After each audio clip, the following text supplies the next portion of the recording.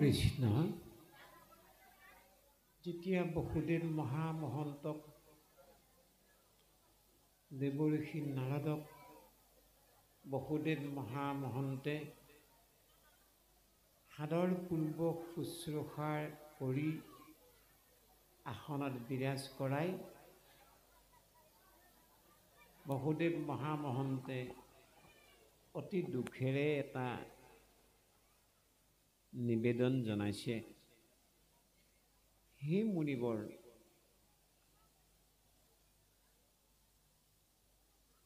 এই তীৰ্থবিলাকতকৈ সাধু মহন্তসকলৰ পাৰ্থক্য নাই। কিয়নো সাধুসন্ত মহামহন্তসকলৰ দৰ্শন মাত্ৰেই জগতৰ পাপ বিনাশ হয়। এনেহেন মহান সাধু তোমৰা যিজন কৃষ্ণত একান্ত মন, হৰি হৰি, হে মুনিবৰ, ময়ো ঠিক তেনেধৰণে কৃষ্ণকে বহু বছৰ মই ধ্যান কৰিছিলোঁ। মোৰ উপৰি জনমত মই যেতিয়া সুতপা আৰু প্ৰিন্সি আমি দুয়ো আছিলোঁ বসুদেৱ দৈৱকী, প্ৰিন্সি সুতপা হৈ থাকোঁতে আমিও কৃষ্ণক বহু বছৰ ধ্যান কৰিলোঁ। ভগৱান কৃষ্ণই দৰ্শন দিলে। কৃষ্ণক দৰ্শন পাই আমি মুকুতি বিচাৰিব লাগিছিল। বিচাৰিলোঁ বিষয়। ভগৱন্তে দৰ্শন দিলে, আমাক সুধিলে, হে প্ৰিন্সি আৰু সুতপা, তোমালোকে যি লাগে তাকে কোৱা, মই যিহকে বিচাৰা তাকেই দিম। বিচাৰিব লাগিছিল আমি মুক্তি, বিচাৰিব লাগিছিল ভক্তি, বিচাৰিলোঁ বিষয়। আমাৰ গৃহত ভগৱান কৃষ্ণই কৃপা কৰি মোৰ নিচিনা আৰু ল'ৰা কোন? মই বিচাৰিলোঁ, হে প্ৰভু, তুমি যদি দিব বিচাৰিছা, তোমাৰ নিচিনা মোক এটি ল'ৰা দিলেই হ'ল। ভগৱান কৃষ্ণই তেওঁৰ নিচিনা ল'ৰা বেলেগ আৰু নাই, তেওঁ নিজে আহিল। তথাপিতো মোৰ কোনোবা এদিন দুখ, কোনো মানে যান্তনাৰ মোৰ অভাৱ দেখি মোৰ প্ৰত্যেকটো দিনতেই কষ্টই কষ্ট। দেহিঐ কংসৰ অত্যাচাৰত কৃষ্ণ জন্মৰ আগৰ পৰাই আমাৰ দুয়োজনকে কংসই যে কিমান কষ্ট দিলে। দেহিঐ কৃষ্ণ জন্ম হোৱাৰ পিছতো ল'ৰাটোক পলুৱাই থ'বগৈ লগা হ'ল ব্ৰজধামত। কিমান যে কষ্ট খালোঁ। বুজি পালোঁ হে মুনিবৰ, যে বিষয় মাত্ৰেই কষ্টৰ অব্যাহতি কোনো প্ৰকাৰে ল'ব নোৱাৰি। স্বয়ং কৃষ্ণ মোৰ ঘৰত পুত্ৰ হিচাপে অৱতীৰ্ণ হোৱা স্বত্তেও মই যে এটা মহা ভুল কাম কৰি দিলোঁ। বিচাৰিব লাগিছিল ভকতি, বিচাৰি দিলোঁ বিষয়, যাৰ কাৰণে নেকি ঈশ্বৰ মোৰ গৃহত থকা স্বত্তেও মই কিন্তু কষ্টৰ পৰা, যান্তনাৰ পৰা পৰিত্ৰাণ মই নাপালোঁ। কেলৈ মই ভগৱন্তৰ ভকতি বিচাৰিব লাগিছিল, ভাগৱত ধৰ্ম লাগে বুলি ক'ব লাগিছিল, ভাগৱত ভক্তি দিয়ক বুলি ক'ব লাগিছিল, তোমাৰ গুঞ্জস দিয়া বুলি মোক ক'ব লাগিছিল, সাধুৰ সংগ দিয়া বুলি ক'ব লাগিছিল। মই বিচাৰি দিলোঁ, প্ৰভু তুমি যদি প্ৰসন্ন হৈছা, মোক তোমাৰ নিচিনা ল'ৰা দি দিলেই হ'ব। আৰু আমাৰ কৃপালু গুৰুজনে যে কৈছে, আমাৰ ভক্তিত হেনো সদায় 5 প্ৰকাৰে ব্যভিচাৰ সোমায়। ইৰাম ভকতিৰ ফল ভক্তি। ভকতিৰ সদায় ফল এটাই কামনা কৰিব লাগে, এটাই ফল হ'ব লাগে, ভকতি। আমি কওঁ নহয় কৃপাৰ সাগৰ, দৈৱকী নন্দন, পুৰিও মনৰ কাম। ভকতৰো কামনা আছে। কি কামনা? ভকতৰ সংগ কওঁ। কেতিয়া কেতিয়া এই নহয়, কেতিয়া কেতিয়া নহয়, সদায় সদায় নুগুচকো। আৰু কিবা আছে নেকি? বোলে অঁ আছে প্ৰভু। কিনো? মুখত তোমাৰ নাম, মুখে তোমাৰ নাম। সেই কথাটো হ'ব লাগে। আমি সেইটো যে নকৰোঁ। ভকতিৰ ফল ভক্তি, ভকতিৰ ফল ভকতি বিচাৰিব লাগিছিল। বসুদেৱে পিঞ্চিয়ে সুত পাই নিবিচাৰিলে ভকতি, বিচাৰিলে বিষয়। আমাৰো তেনেকুৱা হৈছে।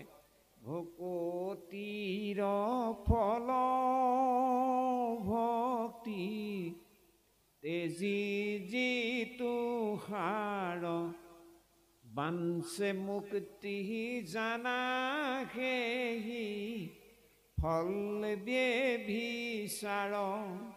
আমাৰ সদায় ভকতিত ব্যভিচাৰ হৈ যায়, ফল ব্যভিচাৰ, দেও ব্যভিচাৰ হয়, সংগ ব্যভিচাৰ হয়, শৰণ ব্যভিচাৰ হয়। এনেধৰণে পাঁচ প্ৰকাৰে আমাৰ ভক্তিত ব্যভিচাৰ যাতে নোসোমায়, এই মহান উদ্দেশ্য লক্ষ্য কৰি কৃপালু গুৰুজনাই আমাক প্ৰান্তে প্ৰান্তে আমাক যে নিষ্কাম ভক্তিটো কিয় শ্ৰেষ্ঠ, আমাক অকণমান আগৰ পদত এই কথাটো উল্লেখ হৈ গ'ল যে ভকতি এনেকুৱা বস্তু, ভকতি কৰিলেই হ'ল। আপুনি মোৰ প্ৰয়োজনীয়বিলাক আপোনা আপুনি লগ্ন হৈ যায়েই। মুক্তিপূৰ্ণ প্ৰাসংগিক ভকতি মাত্ৰ, কৰন্তে ভকতি হুৱে মুকুতিৰ পাত্ৰ। এৰামেতে ভকতি শ্ৰেষ্ঠ, কহিলো তোমাত, কৰন্তে ভকতি হুৱে মুকুতিৰ পাত্ৰ। ভকতি কৰিলে মুকুতি পাবই, ভকতি কৰিলে ভুকুতি পাবই, ভকতি কৰিলে ধৰ্ম পাবই, অৰ্থ পাব, কাম পাব, সকলো পাব। ভকতি ইমান মহামাহাত্ম্যযুক্ত তত্ত্ব। গতিকে ভকতি কৰাৰ লগে লগে স্বাভাৱিকতে ধৰ্মভাগো পায়, অৰ্থও পায়। বাৰু কৃষ্ণ।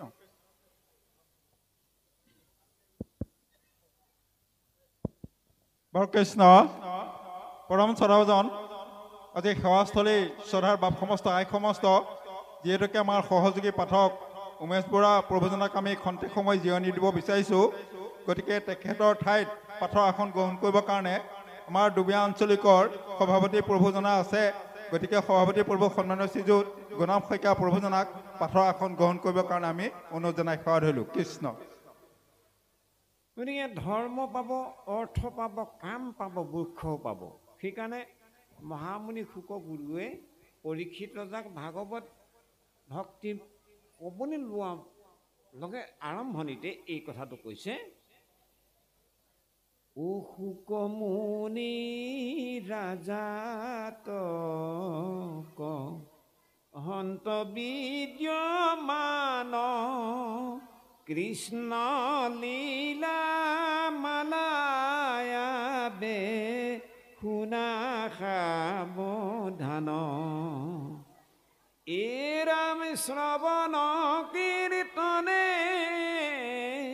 আৰু বৈকুণ্ঠ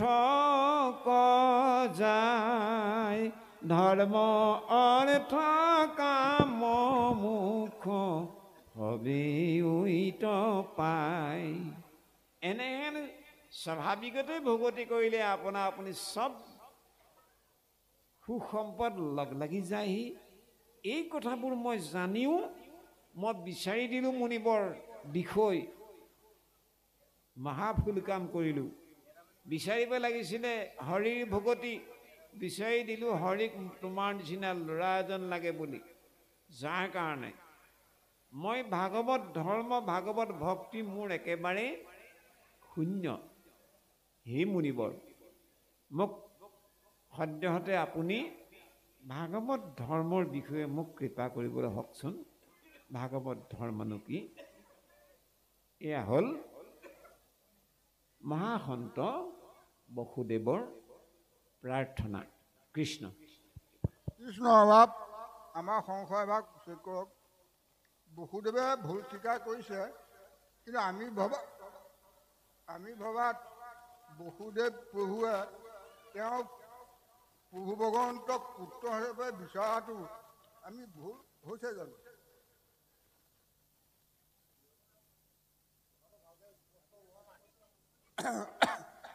বসুদেৱ মহন্তই তেওঁক প্ৰভু ভগৱন্তক পুত্ৰ হিচাপে বিচৰাটো ভুল হৈছে জানো? বহুত সুন্দৰেই প্ৰশ্ন। ভুল হোৱা নাই, কিন্তু ঈশ্বৰক পুত্ৰ হিচাপে যে বিচাৰিলে, এই ঈশ্বৰকো পালাহেঁতেন, আৰু কিবা কিবি ধেৰ পালাহেঁতেন। সেইটো কৰিব লাগিছিলে, সেইটো নকলে। ঈশ্বৰৰ নাম বিচাৰিব লাগিছিলে।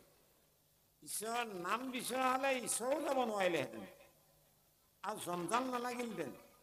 এই বিষয় যে বিচাৰি দিলে, পুতেকক যে বিষয়ৰ মাজলৈ যে অনাৰ কথাটো ভাবিলে, সেইটোৱেই মানে বসুদেৱৰ দায়। বসুদেৱৰ পস্তাবলগীয়া হ'ল সেইটো কাৰণে যে বিচাৰিব লাগিছিল ভগৱন্তৰ ভকতি নাম। তেতিয়া ভগৱন্তকো পালেহেঁতেন, ভকতিও পালেহেঁতেন। এতিয়া ভগৱন্তক পুত্ৰ হিচাপে পালে, নাম নেপালে নহয়, ভক্তি নেপালে নহয়, ভাগৱত ধৰ্ম নেপালে নহয়। ভাগৱত ধৰ্ম যদি নাই, নাম যদি নাই, তেতিয়াহ'লে কামেই নাই আৰু, এনেকুৱা নিচিনা হ'ল কথাটো। অৰ্থাৎ বসুদেৱ মহামহন্তৰ জৰিয়তে এই কথাটো প্ৰতীয়মান কৰাব বিচাৰিছে ভগৱন্ত বস্তুৱে, যে মোতকৈ মোৰ নাম শ্ৰেষ্ঠ। মোৰ ভকতি বিচৰা হ'লে, মোৰ পিতৃয়ে মোৰ নাম বস্তুক বিচৰা হ'লে ইমান কষ্ট নাখালেহেঁতেন। কিন্তু মোক যে পুত্ৰ হিচাপে বিচাৰিলে, পুত্ৰ হিচাপে মোক লাগে বুলি ক'লে মই আহিলোঁ, শান্তি পালে জানো?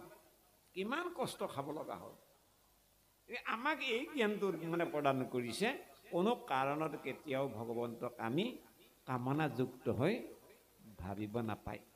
এই জ্ঞানটোহে আমাক প্ৰদান কৰিছে। হয়, ভগৱন্তক পুত্ৰ হিচাপে বিচাৰিলে ভাল হ'ল, কিন্তু তাতোকৈ ভাল হ'লহেঁতেন যদি তেওঁৰ ভকতি বিচাৰিলেহেঁতেন, তেওঁৰ নাম বিচাৰিলেহেঁতেন। এই কথাবোৰ এনেকুৱা ধৰণৰ। কৃষ্ণ কৃষ্ণ কৃপালু ভাৱ আৰু এভাগ সংশয়।